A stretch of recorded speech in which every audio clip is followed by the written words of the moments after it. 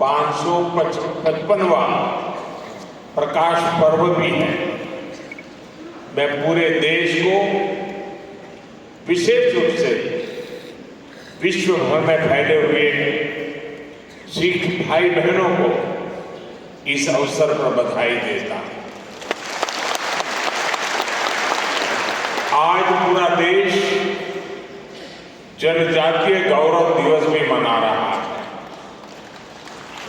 आज ही सुबह में बिहार में जमुई में भगवान बिरसा मुंडा की 150वीं जयंती के कार्यक्रम में शामिल हुआ और अब शाम को यहाँ पहले बोडो महोत्सव का शुभारंभ हो रहा है।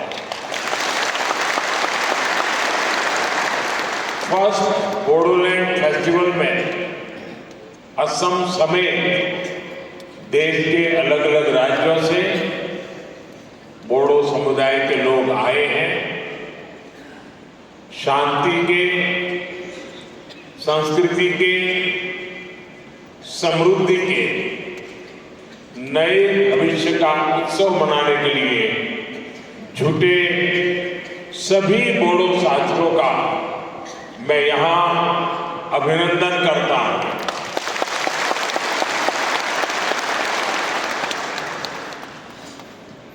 साथियों, कल्पना नहीं कर सकते होंगे कि आज का ये अवसर मेरे लिए कितना इमोशनल है। ये पल मुझे भावुक करने वाली पल है, क्योंकि शायद ये दिल्ली में बैठे बैठे एयर कंडीशन कमरों में बैठ करके भांति भांति की थियरियां लिखने वाले देश को बताने वालों को अंदाज नहीं होगा कि कितना बड़ा अवसर है।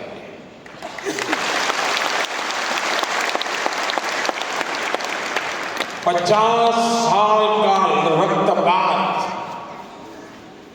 50 साल तक हिंसा, 3-4 पीढ़ी के युवा इस हिंसा में खप गए। कितने दशकों बाद बोडो आज फेस्टिवल मना रहा है।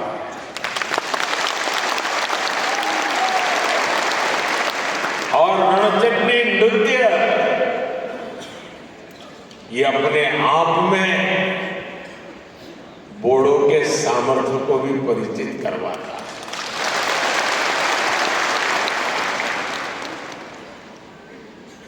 और मुझे नहीं पता कि दिल्ली में बैठे हुए लोगों को इन चीजों का महत्व समझ आता होगा,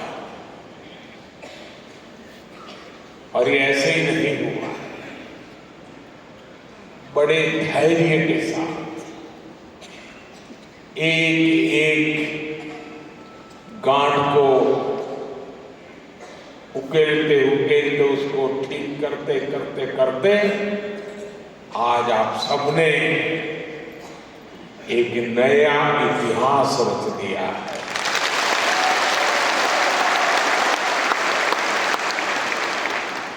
मेरे बोडो भाई और बहनों, साल 2020 में बोडो पीस एकॉर्ड, बोडो शांति समझौते के बाद मुझे कोकराझार आने का अवसर मिला था। वहां आपने मुझे जो अपनापन दिया, जो स्नेह मिला, ऐसा लग रहा था कि आप मुझे अपना ही एक मानते हैं, अपनों में से एक मानते हैं।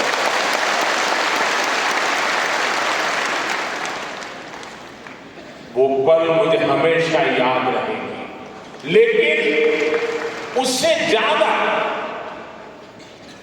कभी कभार तो एक बड़ा अवसर, एक वातावरण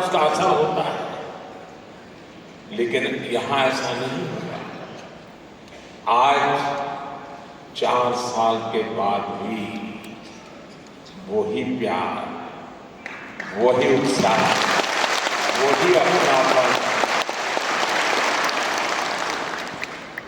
कोई कल्पना नहीं कर सकता साथियों कि मन को कितना भावुक बना देता है। और उस दिन मैंने अपने बोडो भाई और बहनों को कहा था कि बोडोलैंड में शांति और समृद्धि की सुबह हो चुकी है।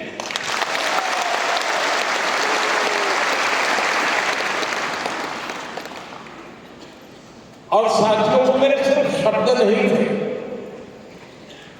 उस दिन मैंने जो माहौल देखा और शांति के लिए आप हिंसा का राह छोड़ करके निकल चुके थे, शस्त्र दे रहे थे, वो पल बहुत ही भावुक था साथियों।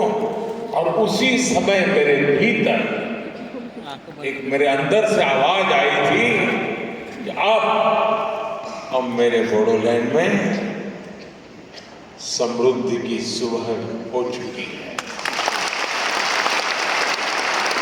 आज आप सबका उत्साह, आपके चेहरे की खुशी देखकर मैं कह सकता हूं बोडो लोगों के उज्जवल भविष्य की मजबूत नींव तैयार हो चुकी है।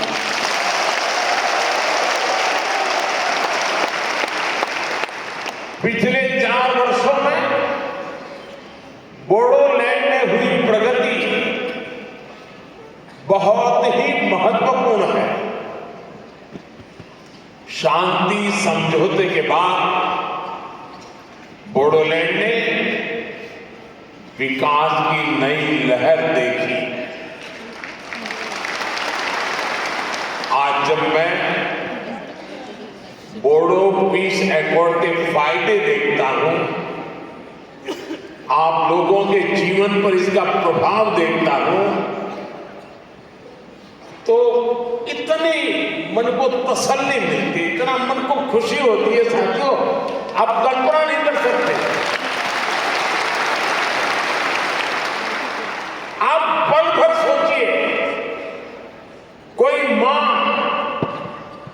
उसका इकलौता बेटा, और उस मां ने बहुत लालन पालन से बड़ा किया हो बेटे को, और बेटा अन्य साथियों से मिलकर के हाथ में हथियार लेकर के मां को छोड़ करके जंगलों में भटकता हो, उसने जो राह चुनी है उसको पाने के लिए किसी की भी हत्या करने पर तुला हुआ हो, मां बेबस होकर के निराशा में दिन काट रही हो, और एक दिन पता चले कि मां तेरा बेटा उन शस्त्रों को छोड़ करके अब तेरे पास वापस आया है। आप कल्पना कीजिए उस दिन उस मां को कितना आनंद होगा। आज पिछले 4 साल से मैं वो ही आनंद की अनुभूति करता हूं। मेरे अपने, मेरे नौजवान साथी मेरी प्रार्थना को स्वीकार करके वापस लौट आए और अब हिंदुस्तान का भविष्य बनाने में कंधे से कंधा मिला करके मेरे साथ काम कर रहे हैं। ये जीवन का, ये मेरे जीवन की बहुत बड़ी घटना है साथी, मेरे मन को बहुत तसल्ली देने वाली घटना है, और इसलिए मैं आपका जितना अभिनंदन करूं उतना कम है। और साथियों, बोडो शांति समझौते का लाभ सिर्फ आपको ही हुआ ऐसा नहीं है। बोडो शांति समझौते ने कितने ही अन्य समझौते के लिए नए रास्ते खोले। अगर वो कागज पर रह जाता तो शायद और लोग मेरी बात नहीं मानते, लेकिन आपने जो कागज पे था उसे जीवन में भी उतारा, जमीन पर भी उतारा और लोगों के मन मस्तिष्क को भी आपने विश्वास दिलाया। और उसके कारण, आपके इस इनिशिएटिव के कारण और सारे समझौते के रास्ते खुले थे। और इसलिए एक प्रकार से पूरे नॉर्थ ईस्ट में आपने शांति की ज्योत प्रज्वलित की है। साथियों, इन समझौतों की वजह से सिर्फ असम में ही,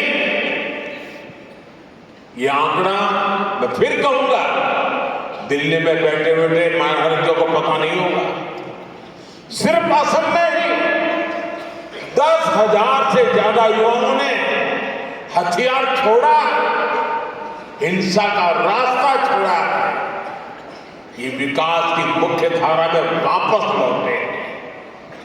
किसी ने कल्पना नहीं की थी कि कार्बी एंगलोंग समझौता,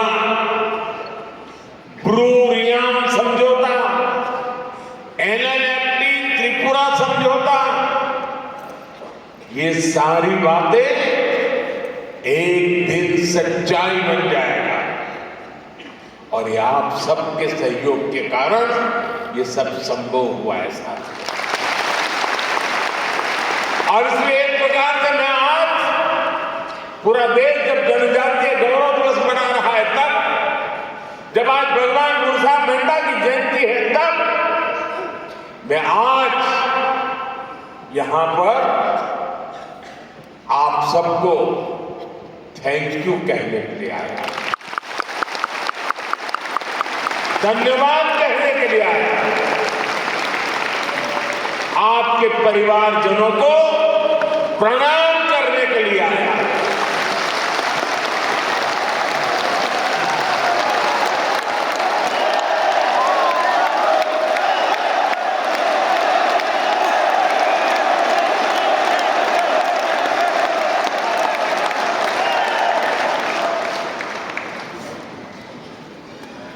शायद जो सपना संजोया हो उसको अपनी आंखों के सामने चरितार्थ होकर के देखते हैं, तब हृदय भावनाओं से भर जाता है। और इसलिए मैं आपका जितना धन्यवाद करूं उतना कम है। और मैं देश के नौजवानों से कहता हूं, आज भी नक्सलवाद के रास्ते पर जो नौजवान है, मैं उनको कहता हूं कि मेरे बोडो साथियों से कुछ सीखिए।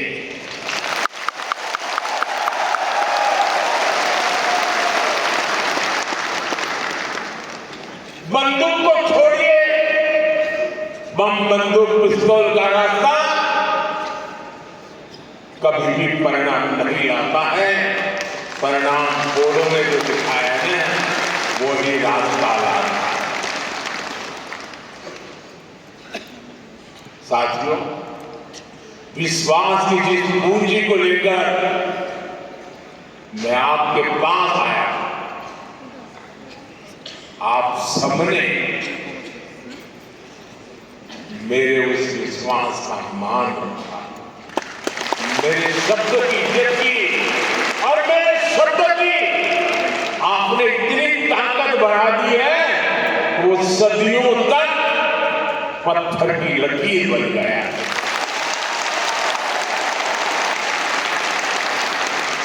और मैं भी, हमारी सरकार, असम सरकार आपके विकास में कोई कोर कसर बाकी नहीं छोड़ रहे। साथियों, केंद्र और असम की सरकार बोडो टेरिटोरियल रीजन में बोडो समुदाय की जरूरतों और उसकी आकांक्षाओं को प्राथमिकता दे रही है। बोडोलैंड के विकास के लिए केंद्र सरकार ने 1500 करोड़ रुपए का विशेष पैकेज दिया। असम सरकार ने भी स्पेशल डेवलपमेंट पैकेज दिया है। बोडोलैंड में शिक्षा, स्वास्थ्य और संस्कृति से जुड़े इंफ्रास्ट्रक्चर को विकसित करने के लिए 700 करोड़ रुपए से ज्यादा खर्च किए गए।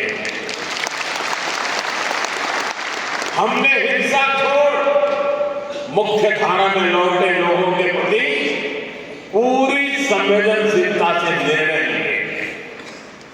National democratic front of Bodoland के 4000 से ज्यादा पूर्व कैडर्स का पुनर्वास किया गया।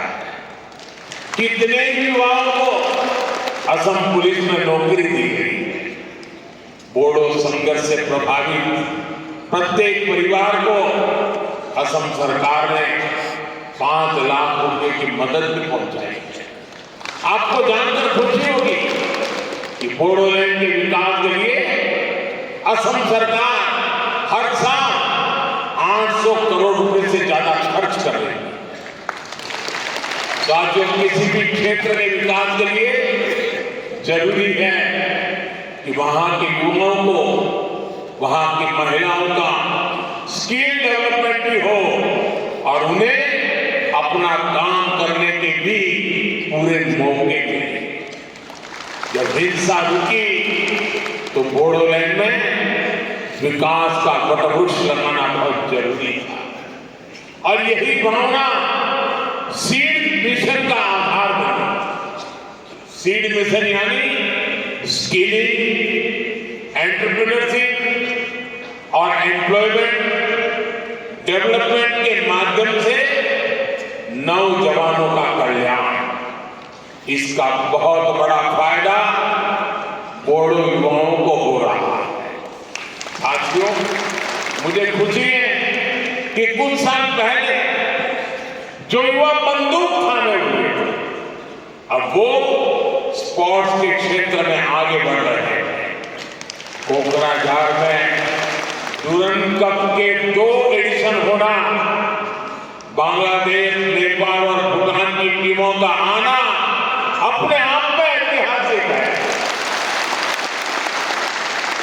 इस शांति समझौते के बाद पिछले 3 साल से कोकराझार में लगातार बोडोलैंड लिटरेरी फेस्टिवल भी हो रहा है और इसलिए मैं साहित्य परिषद का विशेष आभारी हूँ।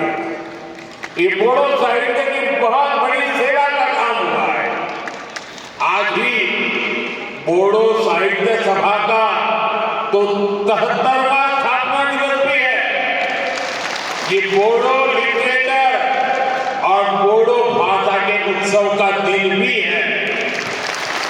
मुझे बताया गया है कल 16 नवंबर को एक कल्चरल रैली भी निकाली जाएगी। इसके लिए भी आपको मेरी बहुत बहुत शुभकामनाएं हैं। और साथियों, जब दिल्ली देखेगा ना तब पूरा देश को देखने का अवसर है। तो अच्छा किया है आपने दिल्ली की छाती पर आकर के शांति के गीत गाने का तय किया। साथियों, अभी मैं यहाँ एग्जीबिशन में भी गया। इस एग्जीबिशन में हमें समृद्ध बोडो आर्ट एवं क्राफ्ट इसके दर्शन होते हैं। यहाँ आरोनाय, दोकोना, गामसा, करेगाती, ओरखा, जोगी, ऐसी अनेक चीजें वहां उपलब्ध है और ये ऐसे प्रोडक्ट है जिनको जिया